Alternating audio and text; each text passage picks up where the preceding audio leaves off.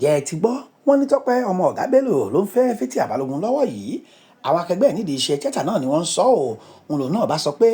ìwọ̀fà lẹ́nu kò sẹ́ni tó lè ya àwọn láíláí. Nínú ìfọ̀rọ̀wérọ̀ kan tó ṣe lórí tẹlifíṣàn bàbá abẹ́gan ló ti tẹnu bọ̀rọ̀ ọ̀hún nígbà táwọn tó ń bi léèrè pé kí ni nǹkan náà tó máa ń bà á nínú jẹ́ tàbí tó ti bà á nínú jẹ́ gidigidi nídìí iṣẹ́ à ń ṣe sinimá à ń ya fíìmù tó ń ṣe yìí. Níbẹ̀ náà ni Tọpẹ Adébáyọ̀ ẹni tí àwọn èèyàn tó mọ̀ sí Wedẹ́ ọ̀kan lára àwọn ọmọ Ọga Bello ti lanu kótó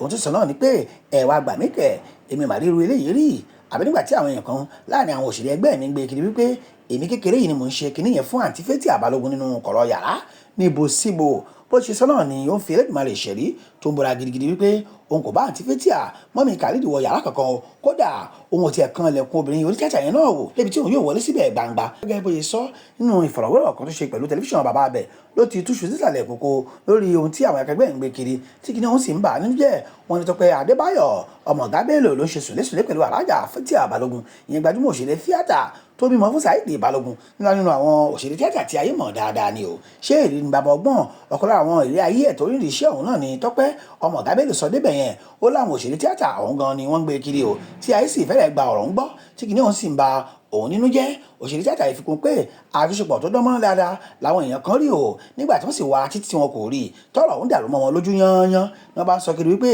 nítorí tí òun bá obìnrin abiyamọ yẹn sùn ni o òun tó sì fà á gan nìyẹn tí wọléwọ̀de òun àti ẹ̀ fi lóòrìn tó bẹ́ẹ̀ ó lóun kò lè gbàgbé àǹtí Fathia o nítorí olóore òun ni o pàápàá nígbà tí òun náà gbé igba àǹdarí eré tí Ọga Bello ẹni tí ṣe bàbá òun pàpà ọkọ̀ bú sẹ́yìn lọ́gọ́ tí òun lọ bá wípé òun ṣetán báyìí láti máa darí eré ṣùgbọ́n tí Ọga Bello fún òun lésì wípé èyí tí òun fẹ́ máa ṣe yìí àtàrí àjànàkú ni o kì í ṣe ẹrù ọmọdé. Ó ní Fathia Balógun ni ó jáde tán tó sì ṣèlérí láti dúró ti òun àti pé nínú ìgbìyànjú obìnrin dáadáa yìí náà ni ó ti kó fíìmù 5 ọ̀tọ̀ọ̀tọ̀ fún òun láti darí tí òun sì ti bẹ̀ dẹni ìlú mọ̀ọ́ká látàrí àǹdarí eré dáadáa. Àwọn fíìmù wo gan ni ó fún Tọpẹ Adébáyọ̀ lórúkọ ọ̀nà mẹ́ta gángà wà nínú wọn o àti ìgbéraga. Bẹ́ẹ̀ ló sọ pé ohun tó burú jùlọ ni bí àwọn èèyàn ṣe ń gbé kiri wípé irú òun bá Fathia Balógun ìyá Khalid ṣe wàmọ́wàmọ́ ní kọ̀rọ̀ yàrá ṣá o. Tọpẹ Adébáyọ̀ ti sọ pé káwọn èèyàn gbé irúfẹ́ ìròyìn bẹ́ẹ̀ kiri o àti pé wọn kò bá àti ẹ̀ sọ jù bẹ́ẹ̀ lọ àní òun àti Fathia kò lè dàrú. Bẹ́ẹ̀ ni ó dúpẹ́ lọ́wọ́ ìyá tó tún dúpẹ́ lọ́wọ́ ìyàwó ẹ̀ pàpà èyí tó sì fi káàdì ẹ̀ ní pé kí àwọn èèyàn máa wo Bàbá Abẹ TV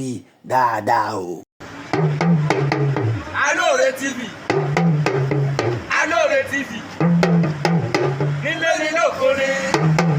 ẹ máa wò ó ètò tó kọ́ni lọ́gbọ́n ètò tó kọ́ni lóye ní gbogbo àgbáyé ẹ máa wò ó ẹ máa wò ó Alore Alore ẹ máa wò ó ẹ máa wò ó ẹ máa wò ó.